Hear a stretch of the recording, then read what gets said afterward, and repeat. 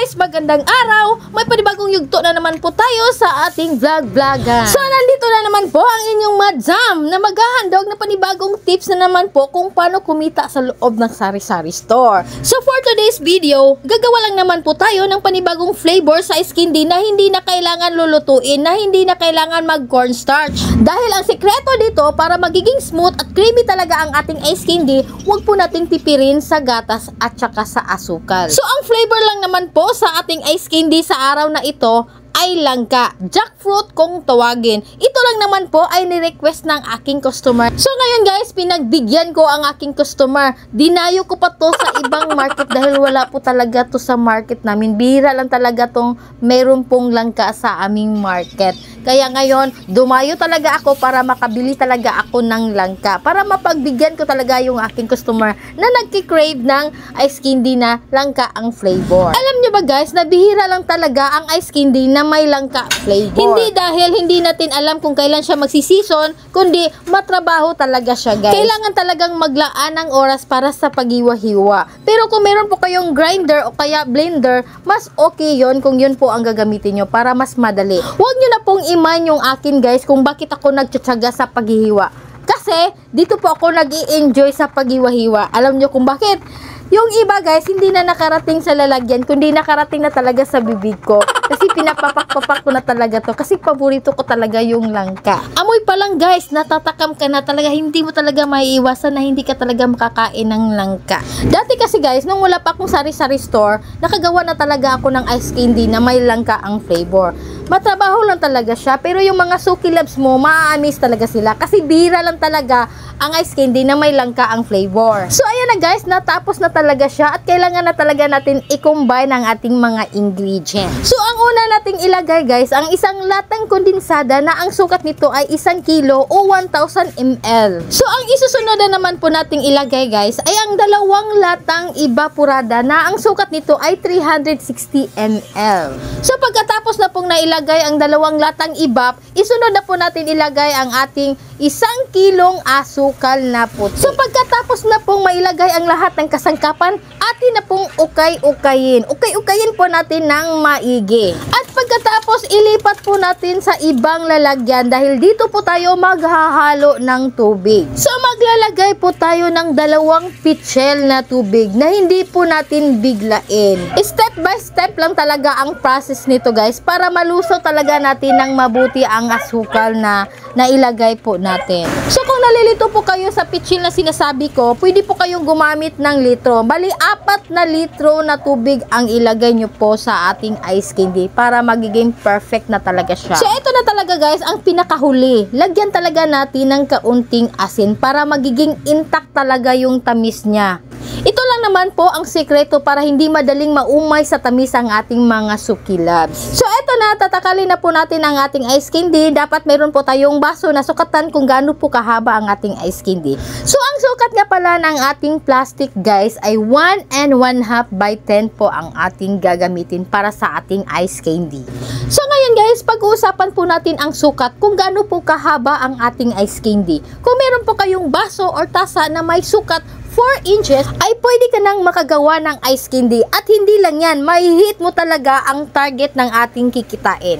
Alam nyo ba guys, na ang ating ice candy ay hindi talaga mahirap ibenta. Dahil sa presyo lang, swak na swak talaga. At hindi lang yan guys, napaka-smooth at creamy talaga ang ating ice candy. Dito talaga sa tindahan guys, mabenta talaga sa akin ang ice candy. Kilalang kilala na talaga nila ang aking ice candy. At hindi lang yan guys, meron din akong reseller na tumutulong sa pagbebenta ng aking produkto guys. Kaya pag gumagawa talaga ako ng ice candy, pang maramihan talaga. Para sa ganun, pag mag-order yung aking reseller, meron po talaga akong maibigay. Pero minsan guys, masasaid talaga ako. Kung baga maubusan talaga ako ng ice candy guys. Hindi talaga biro ang sitwasyon ko ngayon kasi nagmamanage pa po ako ng aming munting sari-sari store. Hirap talaga mag-focus. Dati kasi guys, wala pa akong sari-sari store, ice candy na talaga ang business ko. Kaya lang, nung pagdating ng pandemya, medyo bumagsak talaga yung ice candy ko. Nalungkot pa naman ako ng sobra guys kasi nakapag-invest pa naman ako ng freezer. Gusto ko lang pong i-share sa inyo guys kung paano ko pinapatakbo ang aking ice candy, kung bakit po nagtagal po siya ng ilang years. So ang ginawa ko talaga noon guys ay nagni-negotiate talaga ako sa mga karinderya,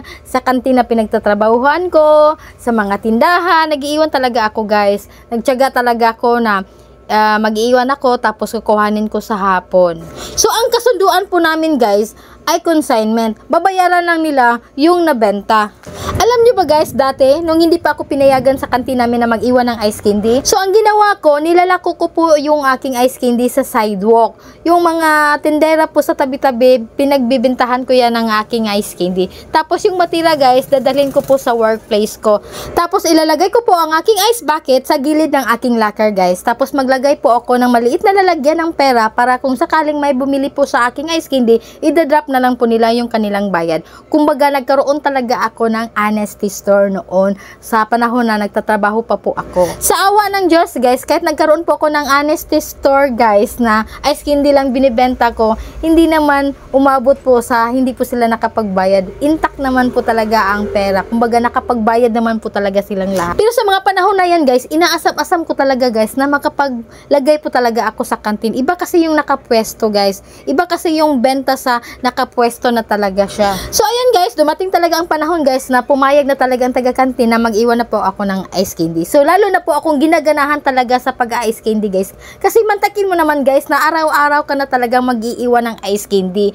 So ayan guys, kung kailan po talaga nagbo-boom yung aking business guys na pumatok na talaga sa tindahan at saka sa karinderya at lalo na po sa kantin. At yun din ang pagdating ni COVID. Panirang moment talaga si COVID guys. Naapektuhan talaga ng sobra yung aking negosyo guys kasi yung mga karinderya na pinag-iwanan ko ay nagsara na sila guys. Yung mga tindahan na hindi na rin nagpapaiwan.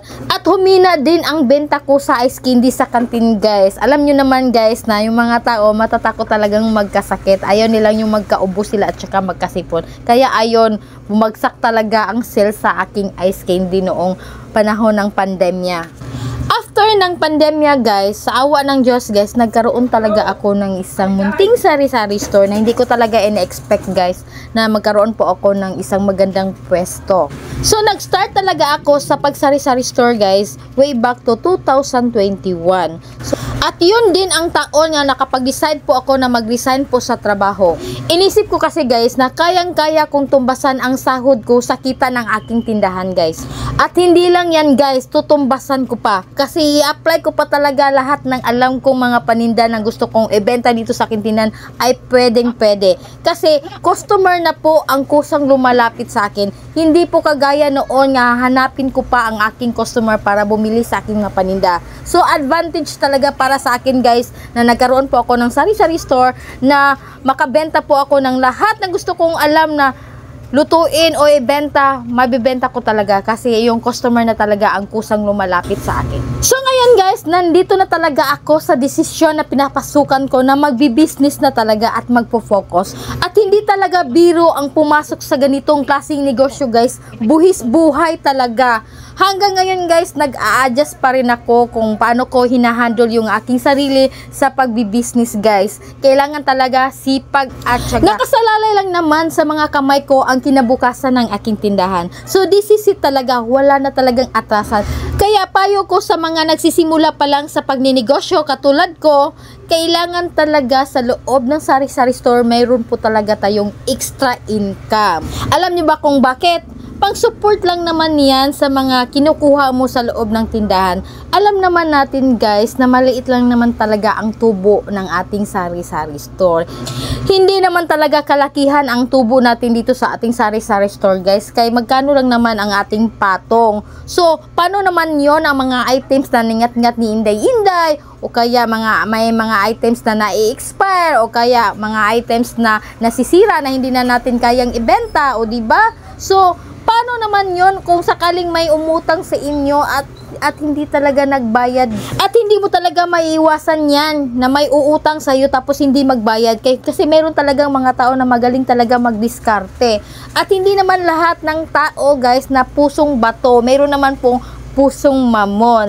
Katulad ko guys, pusong mamon. Lalapitin ng mga utangera at saka utangero. Kaya hindi na po ako nagpapautang sa kanila guys. Pero tapos na, nagparaya na po ako ng 200, 300, diba ang saklap?